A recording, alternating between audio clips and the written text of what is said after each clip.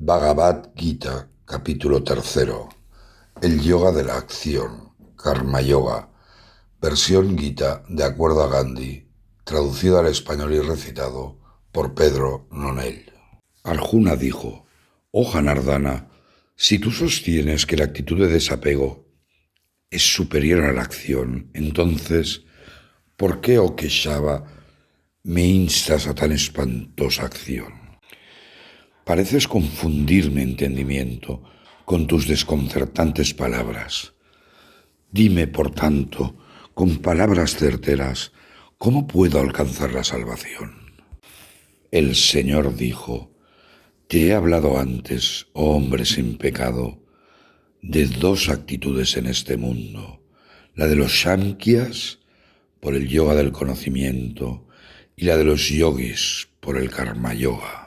El hombre jamás disfruta de la liberación de la acción al no emprenderla, ni alcanza esa libertad por la mera renuncia a la acción, porque nada permanece inactivo ni por un momento. Todos actúan obligados por las gunas inherentes a Prakriti. Quien reprime los órganos de la acción, pero permite que la mente resida en los objetos sensoriales, tal persona, totalmente engañada, es un hipócrita. Pero aquel, oh Arjuna, que manteniendo todos sus sentidos bajo el control de la mente, se entrega al karma yoga sin apego, ese hombre alcanza la perfección. Cumple con tu deber asignado, porque la acción es superior a la inacción. Incluso la vida normal no sería posible con la inacción. Este mundo de hombres sufre la esclavitud de toda acción, salvo las que se hacen como sacrificio. Con este fin, oh Kaunteya, realiza la acción sin apego. Junto con el sacrificio, el Señor de los seres creó la humanidad, declarando: Así os multiplicaréis, que esto sea para vosotros el dador de todos vuestros deseos. Con esto podréis complacer a los dioses, y que los dioses os complazcan. Así os complacéis mutuamente para poder alcanzar el mayor bien. Complacidos por el sacrificio, los dioses te otorgarán las bendiciones deseadas. Aquel que disfruta sus dones sin ofrecerles nada es un verdadero ladrón. El hombre recto, que se alimenta del residuo del sacrificio, es liberado de todo pecado, pero los malvados que cocinan solamente para sí mismos, solamente comen el pecado. Del alimento nace la vida, de la lluvia nace el alimento, del sacrificio viene la lluvia, y el sacrificio es el resultado de la acción. La acción emana de Brahman, y la de Brahman de lo imperecedero. De ahí que el omnipresente Brahman esté siempre firmemente establecido en el sacrificio. Aquel que no sigue la rueda puesta en movimiento aquí en la tierra, él, viviendo en pecado, disfrutando de sus sentidos, vive en vano o parta. Pero para el hombre que se deleita en Atman, que está contento en Atman y que está satisfecho solo en Atman, para él no existe ninguna acción. Él no tiene interés ni en lo hecho ni en lo no hecho, ni necesita confiar en nada para lograr sus fines personales.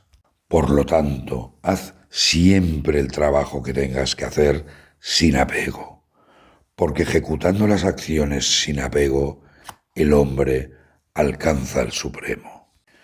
Porque sólo a través de la acción, Janaka y otros alcanzaron la perfección. Incluso debes actuar pensando en ser un guía para la humanidad. Sea lo que haga el mejor hombre, también lo harán los demás. El camino que él enseña es seguido por el mundo. Para mí, oh Partha, no hay nada que hacer en los tres mundos, nada que valga la pena ganar que no haya ganado ya. Sin embargo, yo siempre estoy actuando. De hecho, si yo no permaneciera siempre en acción, sin dormir, oh Partha, los hombres seguirían mi ejemplo en todos los sentidos. Si yo no realizara mi trabajo, estos mundos se arruinarían. Yo sería la causa del caos y del fin de toda la humanidad. Así como los no iluminados realizan todas las acciones con apego o barata, el hombre iluminado debe actuar sin apego, deseando el bienestar de la humanidad. El iluminado no debe confundir la mente de los no iluminados, quienes están apegados a la acción. Más bien debe realizar todas las acciones con desapego y así motivarles a hacer lo mismo. Toda acción es realizada completamente por las gunas de Prakriti. El hombre, engañado por el sentido del yo, piensa: yo soy el hacedor. Pero quien entiende la verdad de las diversas gunas y de sus diversas actividades, oh Mahabahu, sabe que son las gunas las que operan en las propias gunas. El hombre no afirma ser el hacedor. Engañados por las gunas de Prakriti, los hombres se apegan a las actividades de las gunas. Quien conoce la verdad de las cosas no debería confundir a los que aún no han alcanzado el conocimiento. Dedica todos tus actos a mí, con tu mente fija en el Atman que mora en ti y sin ningún pensamiento en los frutos de la acción ni en el sentido de lo mío. Líbrate del temor y lucha. Aquellos que siempre actúan de acuerdo con la regla que he establecido aquí, con fe y sin especular, también son liberados de la esclavitud de sus acciones. Pero quienes especulan con la regla y se niegan a cumplirla son necios, muertos para todo conocimiento, están perdidos. Incluso un hombre sabio actúa conforme a su naturaleza. Todas las criaturas siguen su naturaleza. Entonces, ¿para qué sirve reprimirla? Cada sentido tiene establecido sus preferencias y antipatías hacia los objetos. El hombre no debe ser dominado por estos, porque son sus enemigos. Mejor es cumplir con el propio deber, privado de mérito, que cumplir el de otro, aunque sea realizado mejor. Es mejor morir en el cumplimiento del propio deber. Cumplir el deber de otro está sembrado de peligros. Arjuna dijo: entonces, oh Krishna, ¿qué impulsa al hombre a pecar, incluso contra su propia voluntad, como obligado por la fuerza? El Señor dijo: es el deseo, es la ira, nacidas de las gunas rajas, las grandes devoradoras, las grandes pecadoras. Conócelas como las enemigas del hombre en la tierra.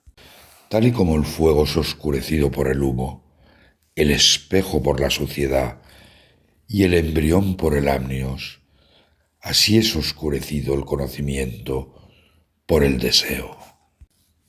El conocimiento, oh Kaunteya, es oscurecido por ese eterno enemigo del hombre sabio, bajo la forma del deseo, ese fuego insaciable. Se dice que el deseo reside en los sentidos, en la mente y en la razón. A través de estos se oscurece el conocimiento y causa estupor en el hombre. Por lo tanto, oh Bharatashvaha, refrena primero los sentidos y luego libérate de este pecador, el destructor del conocimiento y de la discriminación. Dicen que los sentidos son sutiles. Más sutil que los sentidos es la mente. Más sutil que la mente es la razón, pero más sutil incluso que la razón es él.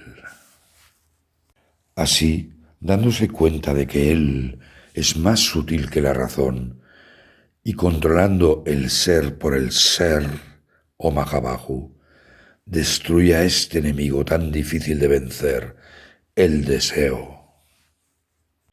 Así termina el tercer capítulo titulado Karma Yoga, en el diálogo entre el señor Krishna y Arjuna sobre la ciencia del yoga como parte del conocimiento de Brahman, en el Upanishad llamado Bhagavad Gita.